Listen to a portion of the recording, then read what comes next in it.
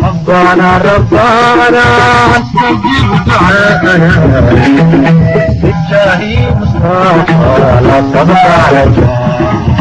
kulanti wacan oo wanaagsan daawadayaal gebi ahaantiinba halkani waa aayaha jannal ku soo dhawaada gacmo furan. haddaad maanta nagu soo biirtay fadlan subscribe inoo saar ku soo dhawow jannalkani haddaad ka mid tahay in asxaabtii hore inoola joogay oo aad ku mahadsan tahay la joogistaada. maanta warbixintaan idii haya waa warbixin aad u xiiso badan islamarkaana la yaab leh. gabadhii taajirnimada beenta kaga macaashi jirtay oo xabsi la dhigay. waaxda socdaalka ee dalka Mareykanka ayaa xiray haweeney tuugnimo been abuur ah ku qaraaban jirtay oo loo haysto dembiyo dhaqaale xilli ay iyadoo ku sugan magaalada New York ee dalkaasi Mareykanka iska dhigi jirtay inay tahay qof taajirada. Anna Sorokin oo samaysatay magac been abuur ah oo ay la baxday Anna Delvey ayaa la xiray 15kii bisha March.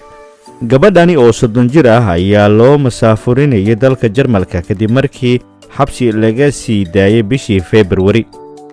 bishii Abriil 2020 ayaa lagu helay dembi ah in ay khiyaantay bangi iyo hoteelo iyadoo marka ay ka dhacday hanti fara badan oo gaaraysa $200,000 oo u dhiganta $153,580 oo lacagta Ingiriiska ah. afayeen u hadlayay waaxda socdaalka ayaa warbaahinta u sheegay in Mrs. Anna lagu xiray jeel ku yaala magaalada New Jersey. faahfaahin dheeriina aan laga bixinin.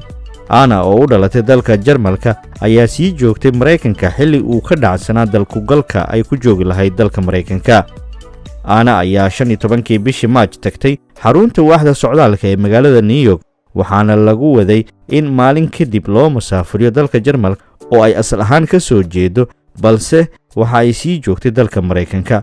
ma cadda in Mrs. Anna dood ay ka keentay musaafirinta iyo in kale. qareennada Anna Sorokin ma aysan ka jawaabin mar shalay wax laga weydiiyay arrintaasi ku saabsan. bishii February mid ka mid ah qareennadeeda Tody Spodek ayaa warbaahinta u sheegay in uu filayo in Mrs. Anna loo musaafirinayo dalka Jarmalka xilligii hore loo qorsheeyay. intii ay socotay maxkamadeynteeda dacwad oogayaasha ayaa ka sheekeeyay sida Mrs. Anna ay u wadatay magaca Anna Delvey ah oo ay isaga dhigi jirtay in ay leedahay hanti dhaqaale oo gaaraya $60 milyan.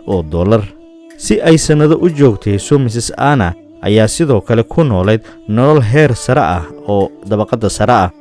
dacwad oogayaasha ayaa sheegay in ay adeegsan jirtay dukumiintiyaal dhaqaale oo la soo xaday isla markaana ay u suurta gashay in ay hal maalin kaliya hal bangi ay ka qaadato lacag deyn ah oo gaaraysa $100,000. qareenkeeda Mr. Spodek ayaa u doodaya in Mrs. Anna ay isku dayday oo kaliya balse ay ka been sheegtay ilaa iyo ay ka dhabayso. Mrs. Anna ayaa lagu helay ilaa iyo 8 dembi waxaana lagu xukumay 4 ilaa iyo 12 sano oo xabsi ah, balse bishii February ee sanadkan ayaa la sii daayay cafis loo sameeyay darteed. sheekadeeda ayaa dunida qabsatay sanadkii 2018 kadib markii wargeyska caanka ah ee New York Times lagu soo qoray. tan iyo intii ay xabsiga laga sii daayay, Mrs. Anna Sorokin waxay ka faa'iideysatay caanimadeeda waxayna kasbatay intii ay maxkamadda u socotay. warbaahinta ayaa la dhacday sheekadeeda iyadoo ka warbixin jirtay waraysiyo ku saabsan sida ay wax u samaysay.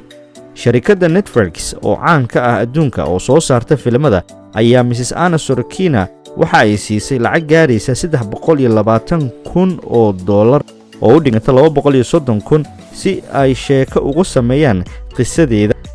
qaar ka mid ah lacagahaasina waxaa lagu guday bangiyadii iyo dadkii lacagaha ku kala lahaa ay ku kala bixisay. waraysi ay warbaahinta la yeelatay ayaa waxa ay u sheegtay in Mrs. Sorokin waxa la weydiiyay in ay ku faa'iiday dembiga ay gashay iyo in kale.